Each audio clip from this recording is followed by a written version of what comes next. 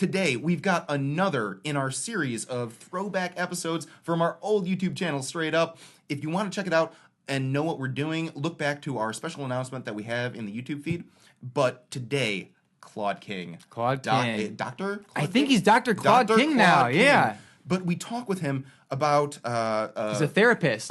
Just mental health. Mental health, which is really revealing. And the fact that this conversation took place years ago. And what's crazy is there's way more buzz about it now than there was a couple years ago, because he's saying how important it is. It's like, even if there's nothing wrong with you, it's important, just like your physical body, to just talk to a therapist, get your mental health, analyzed. Even if, again, you don't feel anything is wrong, it's just a good thing that you should be doing. It's almost prophetic. It's crazy. Yeah. It's a very entertaining episode, and I think it really speaks to a lot of stuff that we're dealing with in the culture today. Exactly. So with that being said, Dr. Claude King, I think now, stream of thought. We hope you enjoy.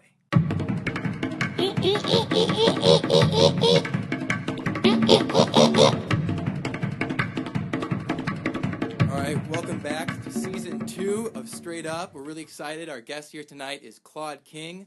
Claude, he received an undergrad degree at U of I in psychology, received his master's at Adler School of Professional Psychology, and currently holds 2 licenses. He is a licensed professional counselor and licensed associate marriage and family therapist. Welcome to the show, Claude. Thank you. Thank you for having me. Claude King, the light-skinned wonder of the world. That's what they call me. I'm so happy to have you on the show. Jumping right into it, aren't we? Hey, man, we're not wasting any time today. Of course not. How you doing, man? I'm doing pretty good, man. Yeah. How about yourself? I'm doing well. Thank you for being on our show. Tell us, man, what's been new with you? Just the same old, same old. Just been working. I'm working for a couple different organizations right now.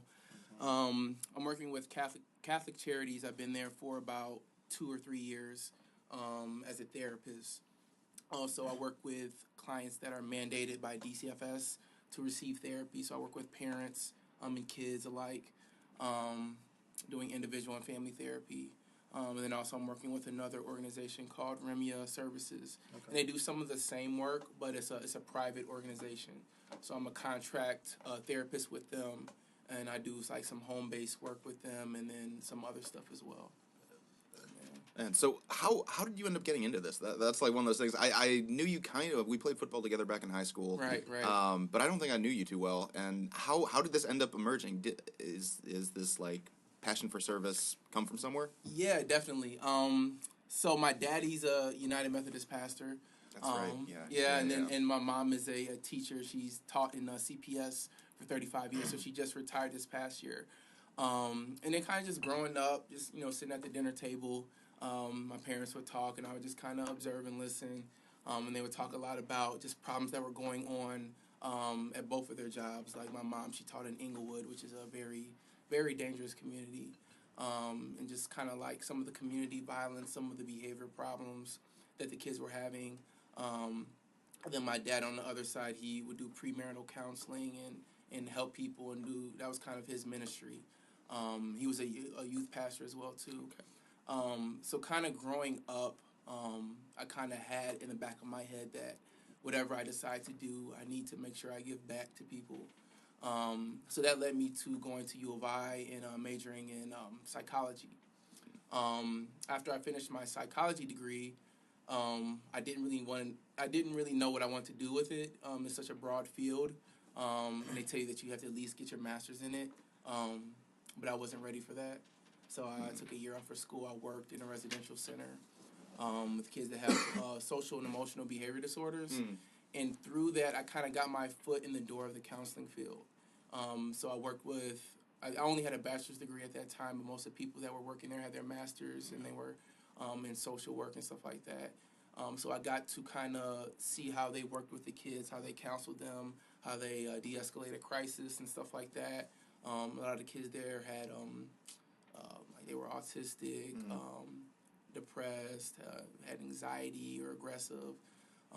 So I got a lot of kind of my basic counseling skills through working with that program. And then after that, that led me to apply to the Adler School of Professional Psychology to get my degree in marriage and family therapy. Good for you. Yeah. So, Claude, you have corrected me on this very multiple times on social media, in person, there's a difference between a therapist Yeah. and a psychologist. Yeah. You are a therapist. Yeah. Could you tell those watching what the difference is between the two? Yeah. So, I mean, people that got their degree in psychology can do therapy. But, so I'll just tell you about my degree. My degree is in marriage and family therapy. People that have a marriage and family therapy degree, people have a counseling degree and social work degree, have a master's. And it's mostly kind of focused on, like, counseling and therapy. Okay. Social work, their kind of curriculum is a little bit different. They can work in a lot of different kind of fields. Counselors and marriage and family therapists strictly do therapy, and that's it. People that have a degree in psychology have a PhD, and their work is more focused on assessments. Okay. So they do therapy too, but they do assessments as well. So they're more trained in that area. So to be a psychologist, higher school, more courses, school, more or less. Right. Cool. Right. You think you'll ever get to that level? Become a psychologist one day? Knew we were leading it would somewhere. be it's a completely different track. So I would have to go to school for like another 3-4 years. I would say. I know. And the debt that comes with it.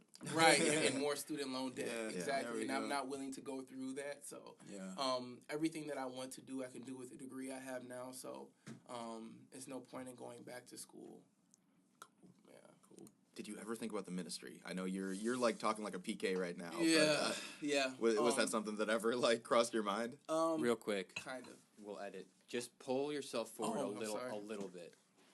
Yeah, and less ums. Okay. Less Okay. All right. Look at you. I've got taking These guys, I have an Neil. umming problem too, bro. You're hearing it from the source. Okay. But you're good. Thank you. Mm-hmm. You're doing well.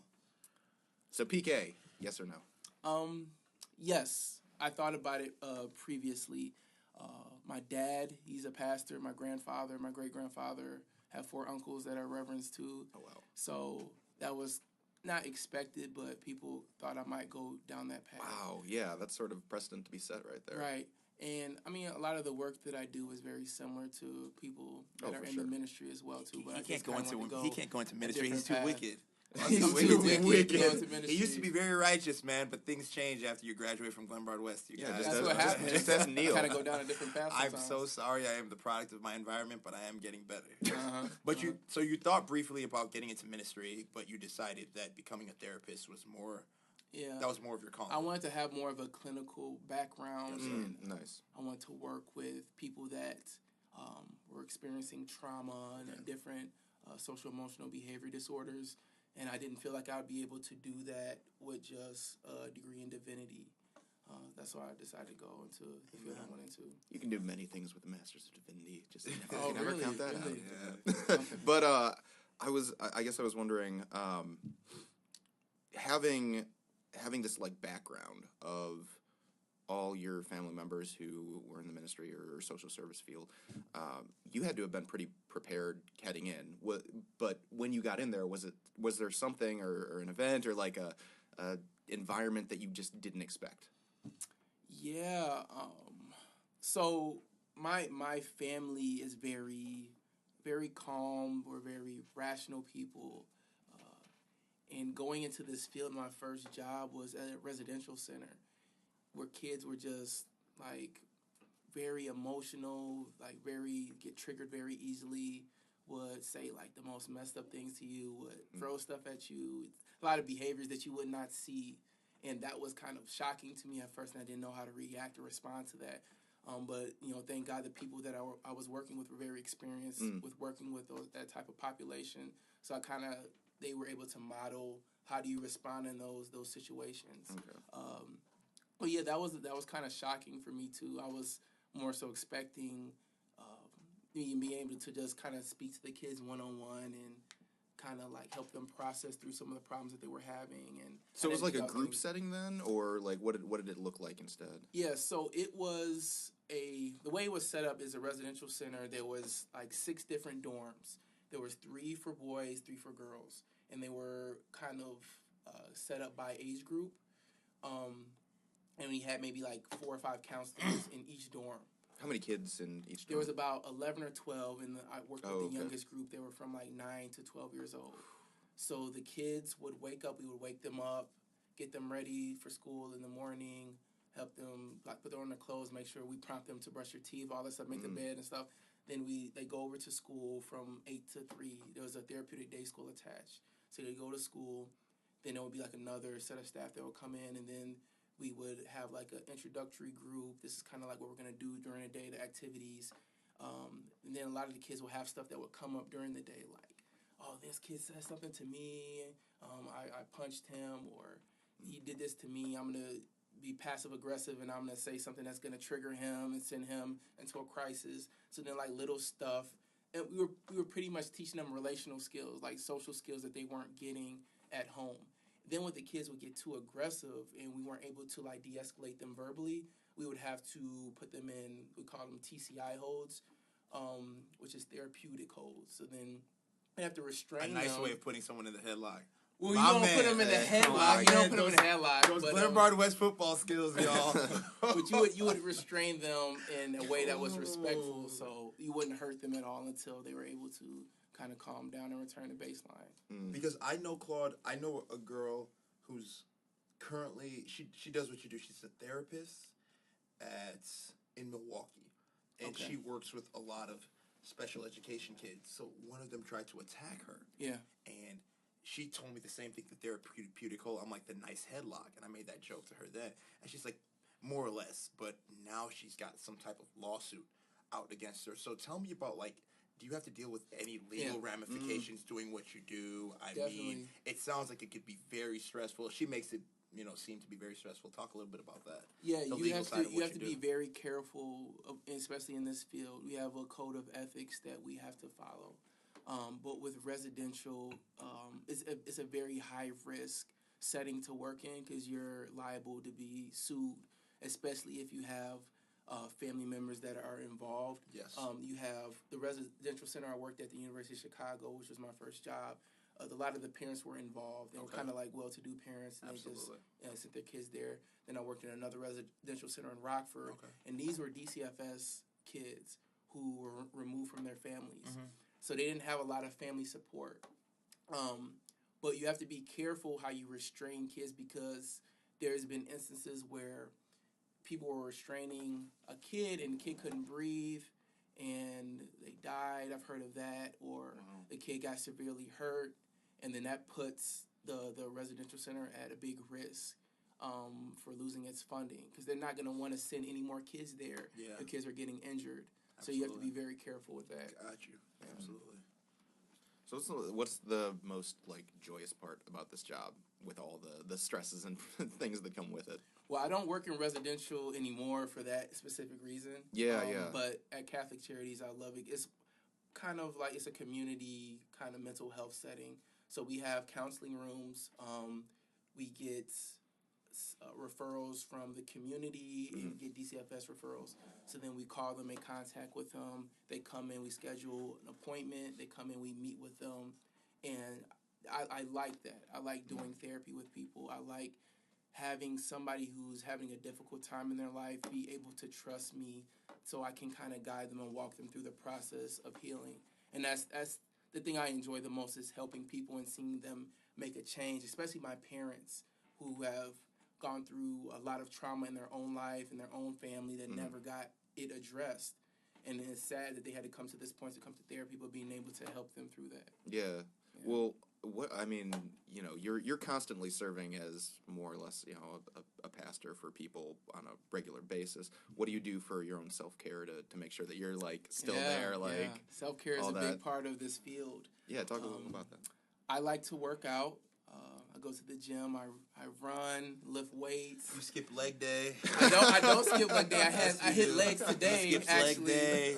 I had to get this guy to work out his legs. He was always on the bench. Yeah, in high he was school. always on the bench. And I was like, bro, you got to hit the squats too, man. You can't just. You did introduce me to squats, Claude. Yes. Thank you very much. That full body workout. You already know. Yeah, so I do that. I do yoga actually. Oh, nice. I run. I do a lot of stuff. I like to go out, hang out with friends and stuff. I always read on Facebook. A few things that I noticed on your Facebook feed is you typically have a Bible verse. I've read several times that how rewarding you think your job is, and I've read a few times how you'll put something out there that says more or less like, hey, just because like I'm a young gun doesn't mean like I don't know what I'm talking about. Yeah. For somebody that's so young, when you have patients that have been around the block a few times and they come into this thing thinking to themselves like, what does this kid know? Like, Right. he's only been around the block for almost 30 years. I've been here twice as long. How do you overcome that? What are some things Right. that you That's have a to big do? issue. I was actually thinking about that too earlier, but I have a lot of clients that are in their 40s and 50s, parents who they meet me and it's like, he's kind of young. Like, how's he going to teach me about parenting? Like, he doesn't even have kids himself. So what is he going to teach me? And it's more so just the relationship. Once they feel like they can trust me, they'll start to lower their guard and they know I'm not there to like judge them or condemn them on their parenting practices. I don't kind of come at them like this is how you should be raising your kid. I just try to help them see a different perspective, and a lot of times they're a lot more open to that. When you have patients, what's the process like? When someone you meet for the first time, do you kind of first, well, I guess walk us through the process. Someone comes in, what do you do to make them feel most comfortable? How do you go about understanding them, having them be willing to expose their vulnerabilities, and then working from there? Yeah, the way I kind of explain it, especially with the clients that are mandated, is we go over all the paperwork, confidentiality, my mandate reporter status, and I say, I'm just very upfront. Like, this is the reason why you were referred to therapy. This is what your caseworker is saying that you need to address. This is what the courts see that you need to address. And a lot of times they feel like they don't need to address those issues, or they'll feel like they're wrong by the system. Oh, I didn't hit my kid, or I didn't neglect them. They're trying to take my kids away from me. So I try to help them understand, like, you may have been wrong, but it's no point in focusing on that. Like, your kid is not in your custody anymore, so you need to focus on what you can do right now in this moment to get your kid back. So I just explain to them, like, the way this works is the first 3 or 4 sessions is going to be the mental health assessment. I'm just trying to get to know a little bit more about you, kind of your background, what led you to be in this situation, and then we help come up with goals that they're willing to work on. A lot of times I feel like therapists will like, you need to work on this, this, and this, but the clients are not invested in that, so then they stay stuck in therapy. Right. So you have to get them invested in goals that they're willing to verbalize.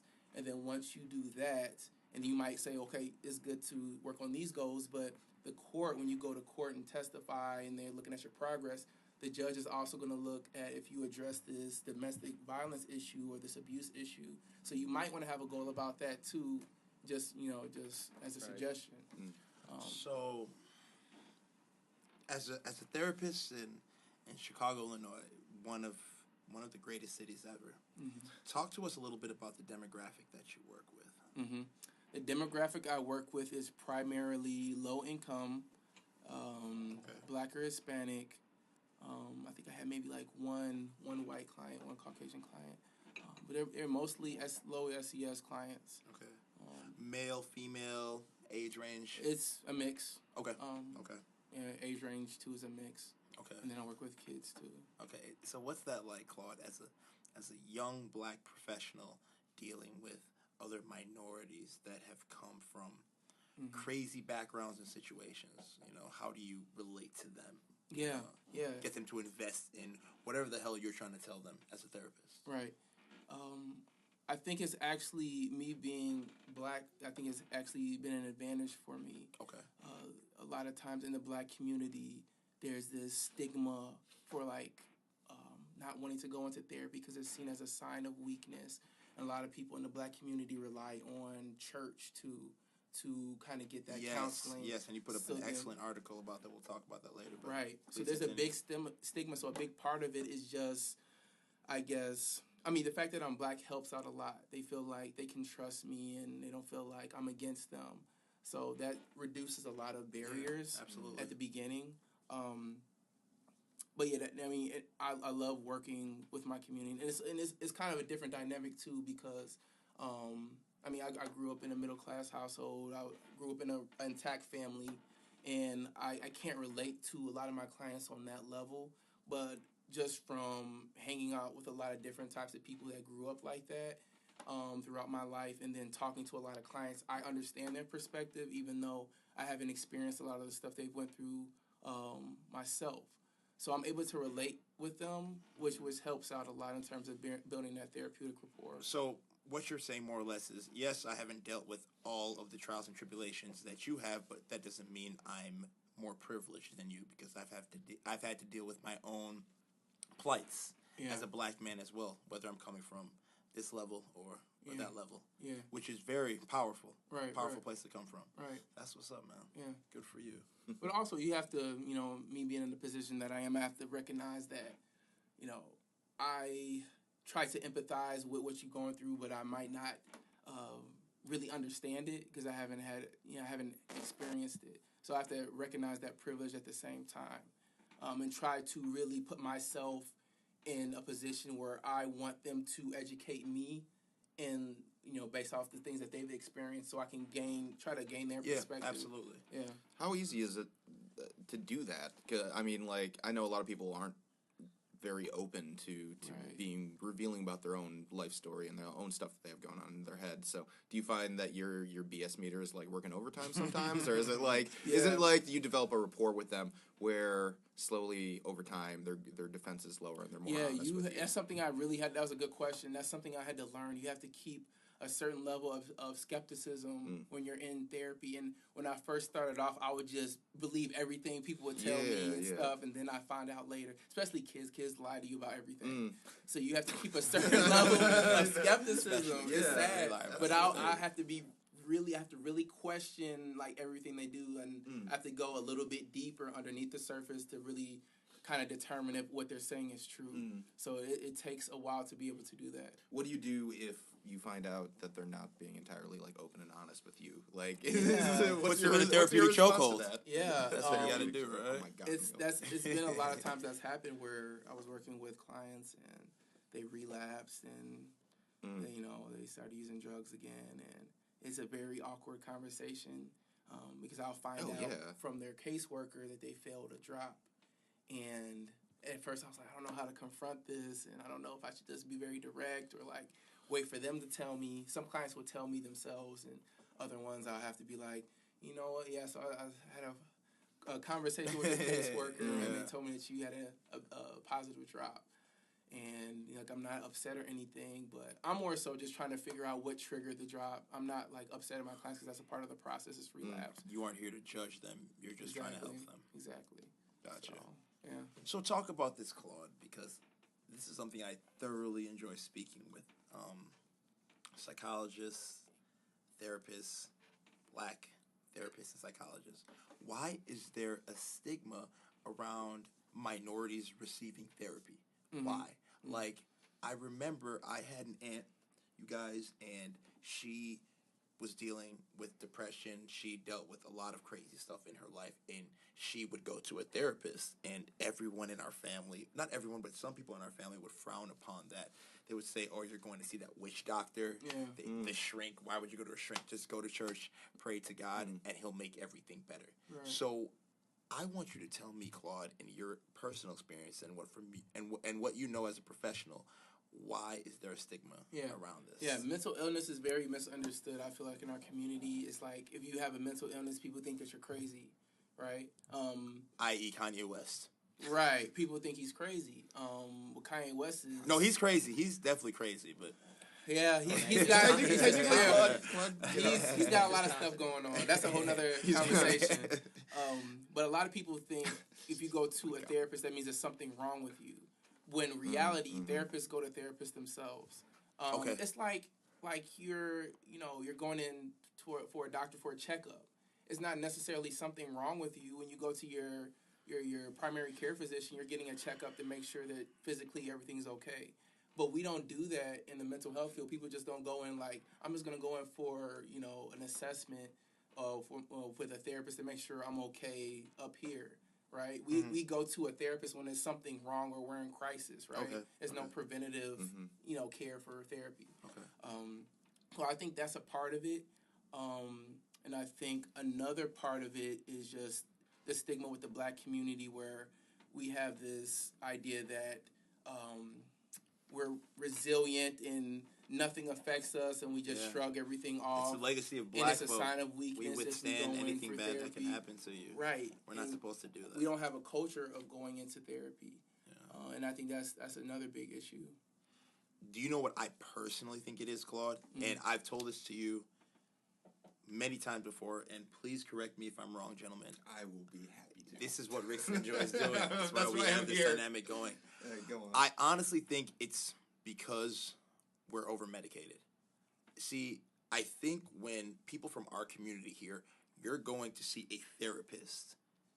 Maybe this isn't necessarily the case, but they automatically assume that some smart person that went to school to do all of this stuff is going to refer you to a psychologist to prescribe you these types of crazy antidepressants that'll just F you over, over time.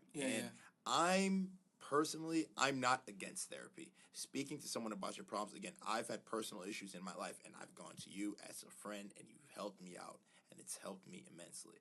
But I'm completely against using medication to treat psychological issues. That's just me. Yeah. That's just me. We're definitely over medicated in America. I saw this one documentary and it said we're responsible for we're 13 or 14% of the world's population and 70% of the drug use, prescription drug use. Yeah. And we're definitely over medicated in my opinion because I feel like that's an easy way out. Oh, my kid, I can't control my kid. He's hyper. He's all over the place. Yeah. Let's give him some anxiety medication. Let me make up or a ADHD disorder, medication. and let me make up another disorder 5 years later. Let me curb you a little bit. Well, Please, let him curb me. Let me curb you just a little bit. Curb me, bro. The reality is, none of us are psychologically normal. We all have issues going on. That is true. Whether it's biological, whether it's situational, Right. we all have stuff that. And I mean, my personal belief, and I don't know what your thoughts are, is that everyone should go to therapy. Definitely. It's not only meant to help recover from crises, but it's Right. also a preventative measure as well. So I Right. don't know. I mean, you would probably know this better than most. And that's the thing because a lot of people don't go into therapy until it's they're in crisis situation. But when you think about it, I work from a CBT perspective, which looks at it's cognitive behavioral therapy. It looks at how you think about things and how that influences the choices that you make.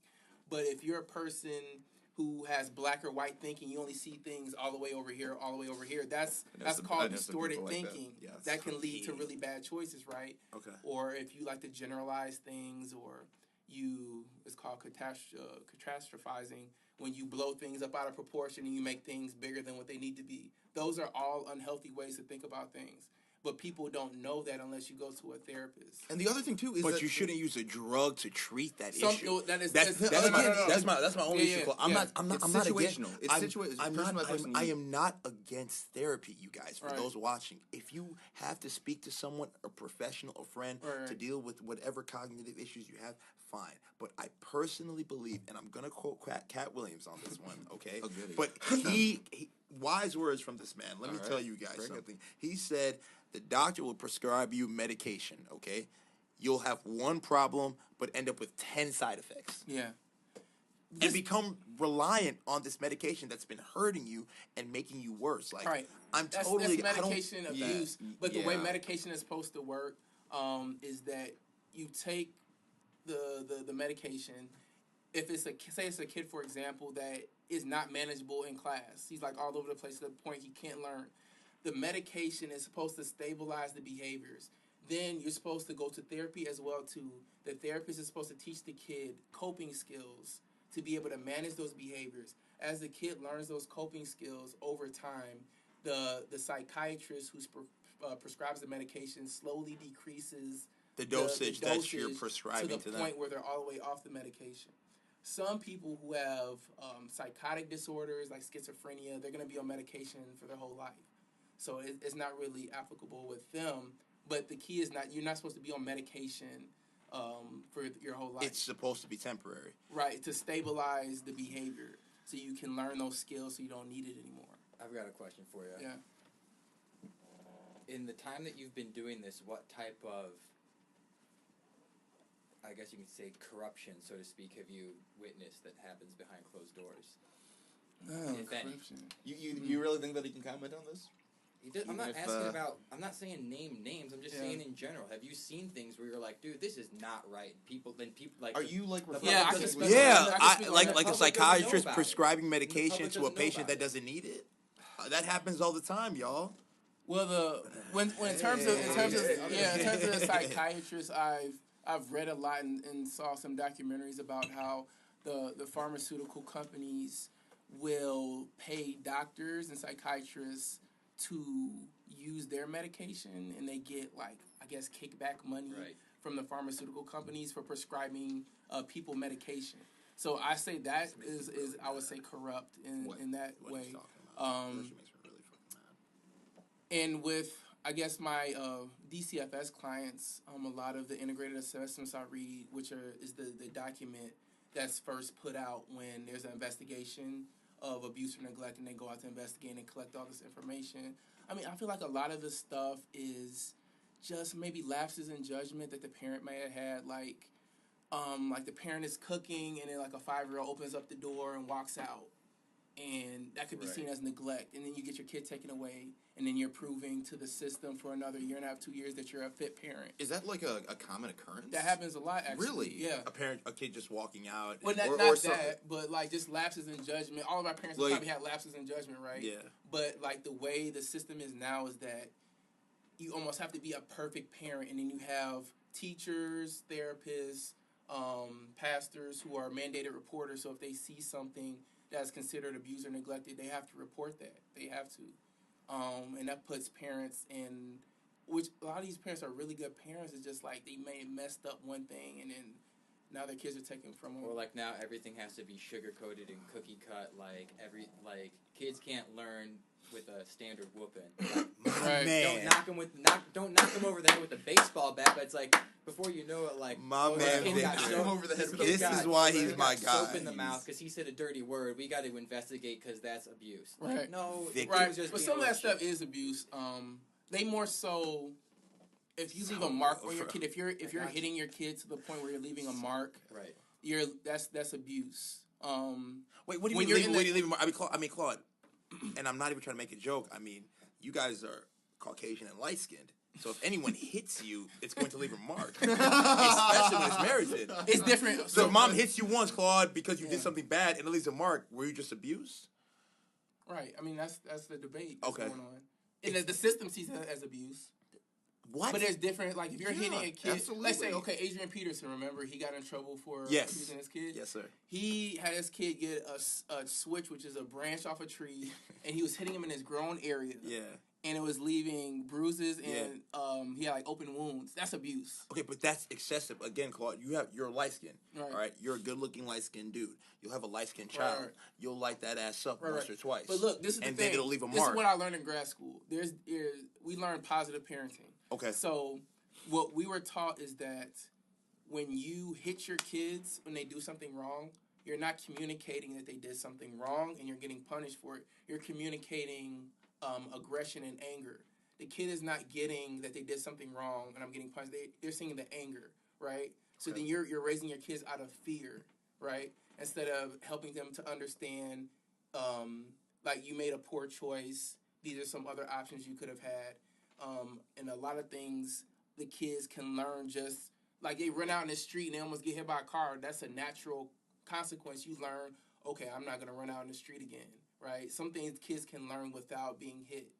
So, I mean, that's one of the things. And I mean, you think too, like, and I'm sure that you've had experience, but a lot of traits, both positive and negative, are passed down from one's caretakers, whether they're parents or guardians or whatever the case is. Like, it goes down. So if Right. you treat your kid in a certain way, they're more prone Right. to act that way. That's and that's the number one case with sexual abusers. I Right. mean, Right. they tend to have learned that trait from Exactly. generations before. Exactly. That this type of behavior is okay. Right. And then That- this is what that you're is- teaching. yeah, right. normalize And this is it. what you're teaching your kids as well. Like, when you have a problem with somebody, I'm gonna hit them, because that's what their kids taught. But That's how you solve issues, is by hitting your kids. But when it's When there's merited, other ways you can do it. you got hit. I got when it was spankings. okay. when I did mean, something wrong. listen again. Yeah. Let me just tell you guys something, All right. okay? For those watching, there's a difference between getting hit as punishment and abuse. Abuse is I came home, I had a bad day, I'm angry for whatever reason, and I'm going to take it out on my child. Yeah, it's abuse. Spanking is when my kid tells me to shut up in front of my peers and family members and disrespects me. There is a difference. You got hit. I got hit. You got hit. He got hit. And we turned out well. I never got hit. I just got soap and Tabasco. Close enough.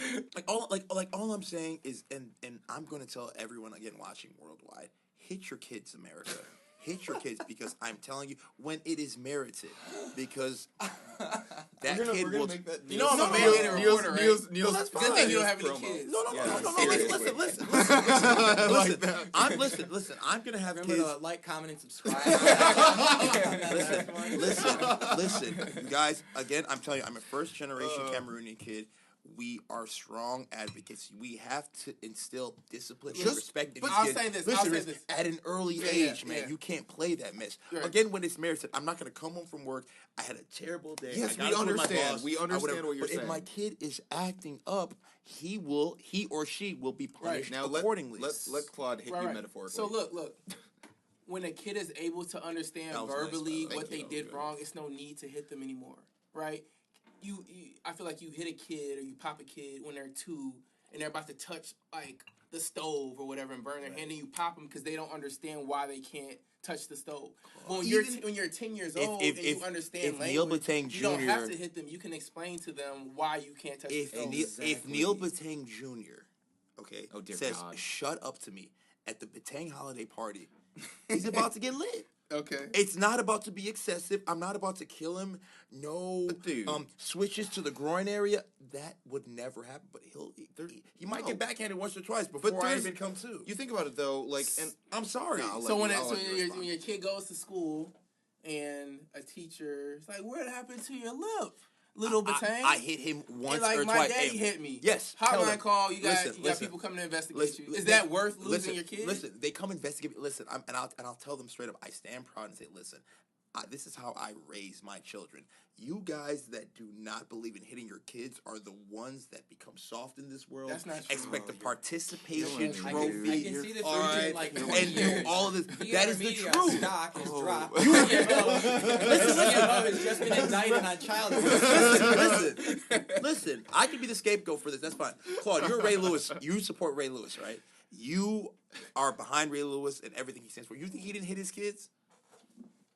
He probably did. Of course. but that Of doesn't course. make it right. That does, I don't like that your part kids of are Ray right. Lewis. You I don't are- think- you have I don't- gone I There's way don't a off know. rails difference. There's on a this. difference between abuse, okay, Neil. and a spanking. Neil, Like it we've is been talking it about. is that behavior though. Even that behavior is so normalized that you're like it's beyond reproach. You can't examine it objectively and say this is not an appropriate way for me to raise my kid. There are more effective ways. So you're provided with a smorgasbord of options in how you deal with You your guys, kids. why don't you guys? Neil's on some like- cognitive dissonance. Why, no, Yeah, that's what I'm no.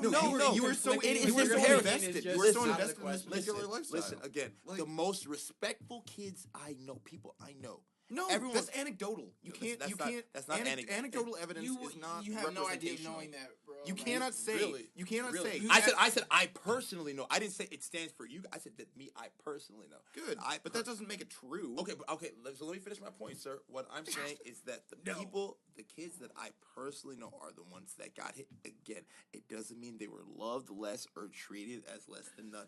But when it came to it, they were disrespectful. They got hit.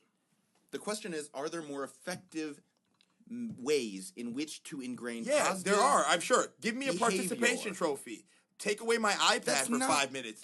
Send me to my I'm awesome sure Claude- bedroom. I'm sure Claude with my has some flat wonderful screen TV. examples of That is alternatives. those are better ways. Alternatives to Those are better violence, ways. which it is. It's But violence. you know, a big part of the reason, especially in the black community, why we hit our kids is coming from when we were slaves, right? Because we were beaten by our masters. And that has been passed on over generation to generation. Well said. Right. Well said. That was So- that shut That Neil was down good. right away. Can I just No, say I'm that? not- There's I'm not different ways done. to do I'm stuff. I'm not- not saying you can't pop your kid or anything like that. Thank you. But That's all I I'm wanted to saying, hear. like, if it's excessive, if you're leaving marks or bruises, or you're hitting your kids in certain areas, That's considered abuse. Claude, will you You're repeat putting that yourself one more at time? You risk. said I'm not against hitting your kid when it's merited, but when it When becomes they're- excessive, merited when when they're young, when they're But when they it don't becomes- understand. again, Claude, Yeah. if my kid comes home and says I stayed out, I'm not gonna just whoop your. No, I'm not saying that's We the know go-to that. Hey, but every it, time. like mouthing But off, we could all agree that hitting children is necessary to some degree.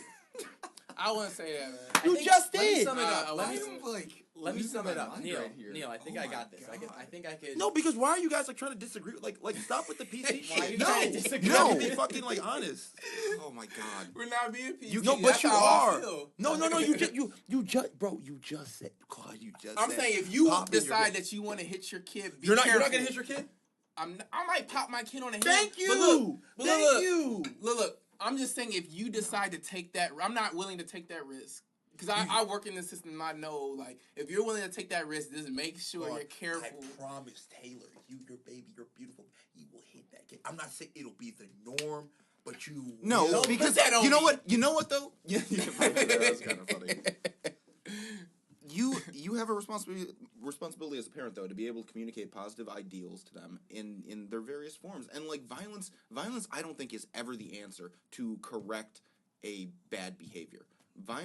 Because it's cyclical. Violence breeds violence, and if violence is shown as okay at any level at all, it's going to just continue that cycle in unintended consequences. Like you have to think about, like, there are alternatives to violence, which is what it is. Like, it is violence. Like, there are alternatives. There are better alternatives. We're discovering them, like, as the years go on, and we have a better understanding of, like, developmental process and growth and ways that we're able to incorporate new information into our processes. There are better ways. We can be better than the way that our parents treated us. Like, that is a choice that we have to make. I'll give you this story real quick. You got hit. Hold on, I'll give you this story real quick. Dude, No, let's okay. just let Tell my the story. dad- I'll my make my dad- last point. We'll leave it at that. Let's let the guest. I'll explain. My dad, his father would, spank them and stuff like that. And my dad said that he didn't, want to whoop me or spank me like he got whooped. So when he would, he said he wanted to make sure that he explained to me why I was getting punished.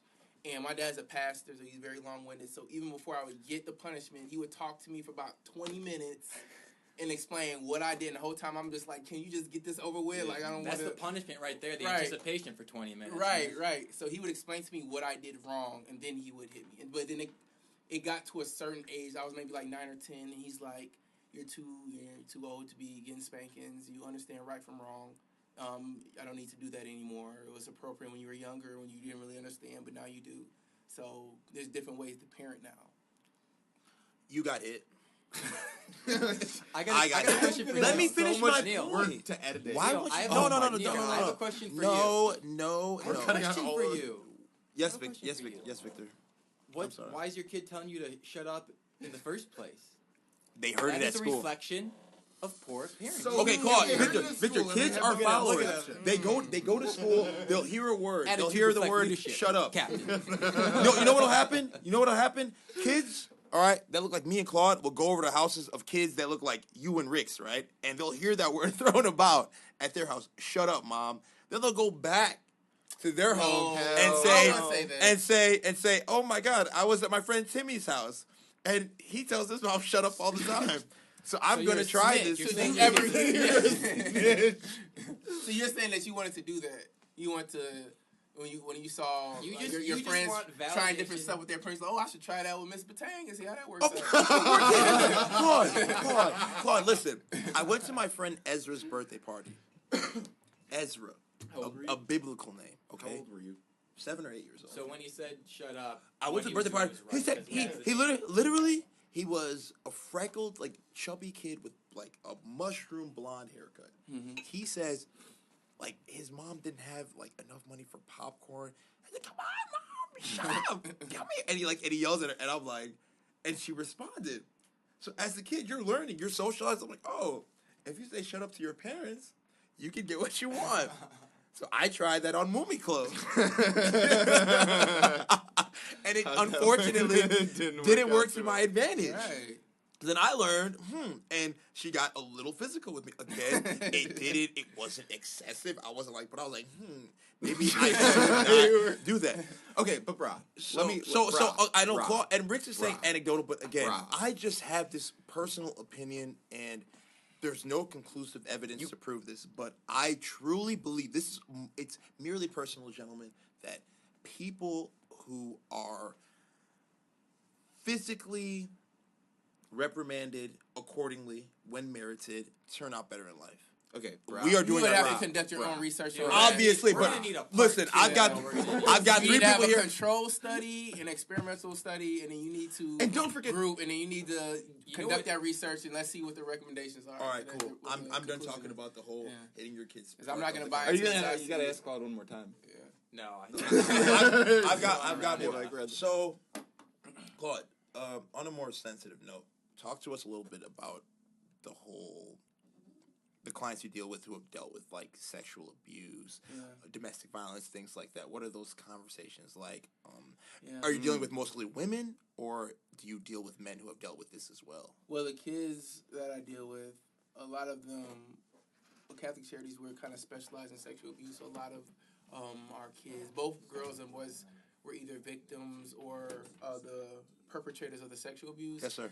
And it's a really difficult conversation to have because it's very uncomfortable. We're not really comfortable in talking about sex in general in our culture. So to talk to a kid about like somebody touching them inappropriately is very difficult. And a lot of them, especially the girls, won't openly say that. So you have to kind of talk about it in general sense. And a lot of my work with kids is about understanding personal safety boundaries so they can protect themselves in the future if they're a victim. And if they're a perpetrator too. So this is a good touch and this is a bad touch. If you're touching somebody on their arm, that's okay. If you're touching somebody in a private area, that's a bad touch. And you have the right, because you have the control over your body, to tell that person it's not okay to touch you right there. So a lot of it is just kind of education on having that kid understand what good and bad touches are, what personal safety boundaries are, how they can protect themselves so they won't be victimized again. And then through those conversations, sometimes the kids will disclose, well, this uncle touched me, or this person in my family did this, or somebody else did that. Okay. And then you're able to help them kind of process through it and make some type of understanding about it and let them know that that wasn't okay, that you got touched, the feelings that you felt when you got touched were normal, and this is how you can protect yourself in the future. Are there experiences where you've found that you've had to report people? Oh, I do that all the time. Yeah. Okay. If a kid discloses something, then that was, if it isn't in their integrated assessment already, like known knowledge. Somebody else that might have touched them, I have to report that. Like, does that come up relatively frequently where you're the discovery person? Yeah. Really? Wow. You ever have something happen where like you discover something, or so you think, and then you guys find out like the kid was just making shit up just to get back at like a parent or relative or whoever? Yeah, and that's the thing. It's not up to us to decide that. If they say something, we let the investigators determine if they made it up. He said, she said. It's like, how do you like? Right. Where do you? And a lot of the claims that we make are either indicated or unfounded. So a lot of times they won't find it, but they'll still document it. And if something comes up again, then they'll have that on record. And they say, okay, it's a pattern. Right. Okay. Is there, I guess, anything else, Neil or Rix or Claude, that you guys, questions or anything that we didn't discuss? Questions or concerns? No, just questions. Anything, last minute questions or anything that, Claude, you want to discuss that we haven't talked about yet? Not really. I guess just what my future plans are. In this field. Yeah. What do you see yourself doing in the next 5 years? What are your goals for the next 6 months, a year, 5 years, and so on? Yeah. Celebrity therapist. Oh, I'm not. I don't know about that. But right now I'm in the process of getting my clinical license, which is my next license. So the license I have now, my stuff to be supervised, and then I think I have my hours now. I just have to add them up. I'll be able to take my next licensing exam, and I have my licensed clinical professional counselor license, and then I could practice independently. I don't need to be supervised. I got my own private practice, and that's kind of like the direction I'm going in right now. I'm also looking to get into public policy, especially in the child welfare system, because like I've been talking about before, Congressman King, right there. Congressman sharp. King. Yeah, I mean, like it. we'll see. But I feel like there's a lot of wrong things with the system, the child welfare system, in terms of them being so quick to take kids away from their parents for neglect claims, not abuse. So I really want to work to change the systems that these kids are interacting with and parents and families are interacting with. I actually just had a meeting earlier this week with the CEO of the Family Defense Center, which is a group of lawyers who actually work towards lobbying and changing policies that DCFS has that they feel is not right or unfair to the parents. So they work really early in the investigation process, and they let the parent know what their rights are. Like, they don't have the right to do this, and they kind of fight and advocate for the parents. And they're trying to change some of the policies that DCFS has in the child welfare system. And I really connected with that. So I had sent the organization an email, and these are my interests. I see you guys are doing some of the same work. The CEO hit me back. I met with her, and we really connected. And I'm looking to be a part of their organization, working with policies. And she said if I want to be a part of their young professionals board, I can do that. And she said she's going to connect me to a sister organization that does some of that same stuff as well. So I see myself in the future continue to do therapy, but also seeing how I can impact the broader systems that are interacting with these families. Well, that sort of tails into the fact that you're super active on social media, right? I mean, Neil mentioned something about you're posting, and Victor too. Yeah. I think you're posting a lot of whether it's inspirational or informative information. Right. What are ways that people can sort of get a glimpse at what you're sharing socially? What's it? Social media if you need therapy, how can they reach you? Well, I don't think that's what. Well, that's not how I don't work in that field. Once I have my own practice, I can do it like that. Are you thinking about getting your own practice? Oh, definitely. Oh, really? Okay. Yeah. Cool. I just have to get my next license, but people can contact me on LinkedIn. My name is Claude King on LinkedIn. Facebook is Luke King.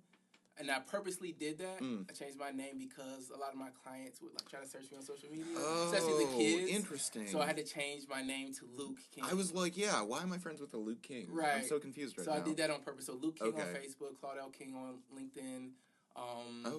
Any DMs from groupies? Groupie clients? What the? Listen. All right. Listen. This episode. No. Right. We're not done. Claude, thank you.